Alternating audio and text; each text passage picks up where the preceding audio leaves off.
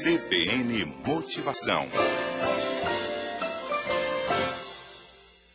Professor Gonçalo Pontes já está por aqui para a gente falar hoje sobre motivação para mudanças. Professor, bom dia. Bom dia, Patrícia. Pois é, um ouvinte de Aracaju, o Cláudio Antunes, me escreveu: Professor Gonçalo, tenho notado que a cada dia há sempre algo novo, seja no comportamento de pessoas que me rodeiam, seja na empresa na qual trabalho, seja até mesmo dentro de minha casa por meio de meus filhos ou de minha esposa. Com isso, por vezes tenho me visto ultrapassado. Você teria alguma dica para me ajudar a acompanhar esse ritmo de mudança que tem ocorrido no meu dia a dia?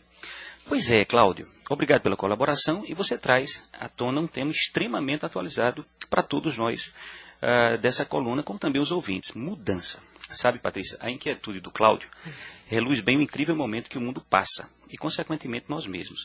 A mudança é uma das certezas que temos hoje para sobreviver. Ou seja, ou mudamos ou estamos fora desse mundo.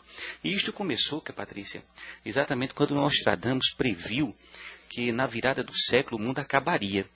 E ele acertou em cheio, errou na pontuação da oração, porque ele disse assim: com a virada do século o mundo irá acabar, e colocou um ponto final. Se ele tivesse colocado reticência, aí teria sido perfeito, porque o mundo realmente acabou com a virada do século, todavia surgiu um novo mundo. Sim. Um mundo onde cada vez mais nós precisamos mais de competência e menos de favores. Então vamos lá, as dicas, meu caro Cláudio, para que você possa se adaptar, viver melhor esse incrível momento chamado mudança. Bom, Cláudio, urgentemente acabe com a nostalgia e a síndrome do era melhor antigamente, pois o tempo não volta. Não adianta tu ficares pensando: antigamente meu chefe era melhor, meu chefe era mais doce, antigamente minha mulher me entendia mais, antigamente o trânsito era mais fácil. Cláudio, o tempo não volta. Nós temos que urgentemente nos acostumar com isso. Então acaba com a nostalgia. Outra coisa, Cláudio, uma outra dica. É exatamente por causa da mudança que você, como profissional, passou a precisar menos de favores e mais de competência para estar empregado ou para encontrar um emprego. Cláudio, se você lembrar, há 20, 30 anos, você precisava de uma indicação, por vezes políticas, por vezes consanguínea, para poder arranjar um trabalho ou um emprego, até mesmo para ser promovido. Hoje não. Você depende de seus resultados. Isso foi provocado por causa das mudanças. Uma outra situação, Cláudio, que você deve atentar, é que a chave do sucesso chama-se adaptação.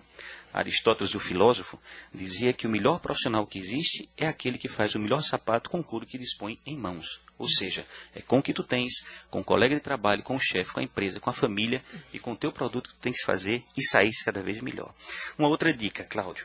Particularmente aqui no Brasil, e veja, Patrícia, como as coisas mudaram, a prova de concurso que mais reprova hoje no Brasil é a única prova que não tem concorrência. Olha como o mundo mudou, Cláudio.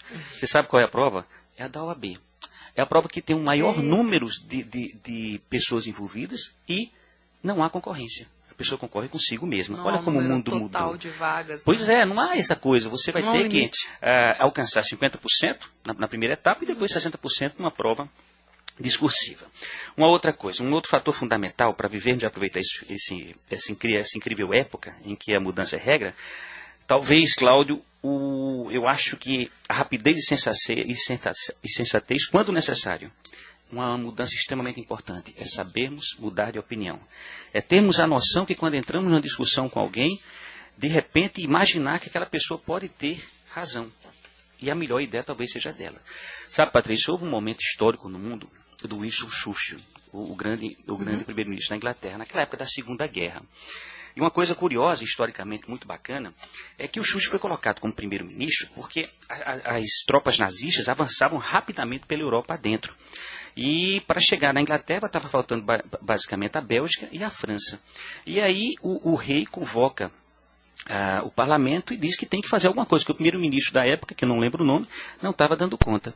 E Churchill foi colocado no posto. E aí o Churchill começou, depois de integrado no posto, reuniu o seu gabinete de guerra, e o interessante é que ele fez o gabinete de guerra participando os dois maiores opositores dele no parlamento. Porque ele dizia, aqui eu tenho condição de mensurar os próximos passos dele. Porque ele precisava de união, a Inglaterra precisava da união para derrotar o nazismo. E houve uma determinada situação muito interessante, muito histórica, em que a estratégia do Churchill não estava rendendo o resultado esperado. E o nazismo conseguiu derrotar a Bélgica e já estava entrando em Paris. O Churchill foi convocado pelo gabinete de guerra e os dois opositores disseram para ele, olha, Churchill, você vai ter que fazer um acordo de paz. Vamos chamar o Mussolini, que na época era o primeiro-ministro italiano, vamos chamar o Mussolini para que ele intermedie junto com o Hitler esse acordo de guerra. E o Churchill, muito triste, viu que não tinha mais por onde sair, estava já com a guerra perdida, e aí ele chamou a si a responsabilidade, disse, faz um memorando, eu vou para casa, amanhã cedo eu passo aqui para assinar o memorando do acordo de paz. E aí, quando antes de ir para casa, ele foi ao palácio de Buckingham, me encontrar na época o rei George VI, e contou para o rei, e o rei disse, Churchill, eu acho melhor nós não nos rendermos. Eu acho melhor que não dá para imaginar que Hitler vai chegar aqui e simplesmente acordar com tudo que nós assinamos. Ele vai nos humilhar. Eu acho que você tem que sair à rua e ouvir o povo. O Churchill foi para casa e não conseguiu dormir nessa noite. Isso conta a biografia do Churchill. A história diz isso. No outro dia, ele dispensou o carro oficial e pegou um metrô. Transporte que ele nunca tinha andado. E quando ele chega no metrô, as pessoas tomam aquele choque, porque ali está o primeiro-ministro da Inglaterra, e ele começa a conversar sobre a guerra. E as pessoas dizem, preferimos lutar, não aceitaremos aqui os alemães nos humilhando e aquela coisa, que ele foi enchendo o Churchill, ele vai direto ao parlamento, e lá chegando, ele antes de entrar no parlamento, chama o gabinete de guerra e toma a sua decisão, não vou assinar memorando, nós vamos à guerra, vamos lutar juntos, vamos nos unir. Vai ao parlamento e ovacionado com palmas de pé, todos aceitam. Quando ele sai do parlamento, do corredor, um assessor diz, ministro, o senhor mudou de opinião? E aí sai a célere frase de Churchill, quem não é capaz de mudar de opinião, não é capaz de mudar nada na vida. Então, uma das mudanças fundamentais, meu caro Cláudio e minha querida Patrícia, é sabermos o valor de mudar de opinião, principalmente quando temos a certeza que podemos não estar certo.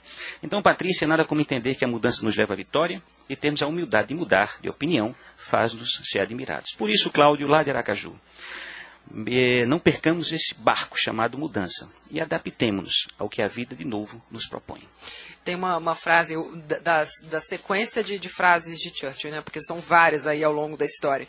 E tem uma que me chama muita atenção, que tem muito a ver com essa questão desse momento, desse dilema dele em como enfrentar o nazismo, que ele disse, se Hitler invadisse o inferno, eu faria pelo menos uma referência favorável ao diabo na Câmara dos Deputados. Ele nunca se Ele é muito né? Ele tem, na verdade, são 13 famosas frases várias de Churchill, né? É uma coisa incrível.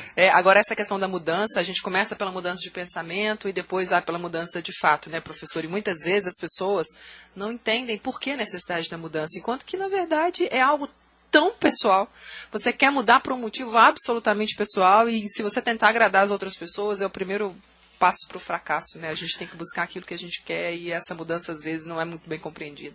Saber ter habilidade. Eu acho que a grande mudança que esse momento nos traz, Patrícia, é termos a habilidade de fazermos a mudança tentando fazer a aceitação ao nosso redor ocorrer.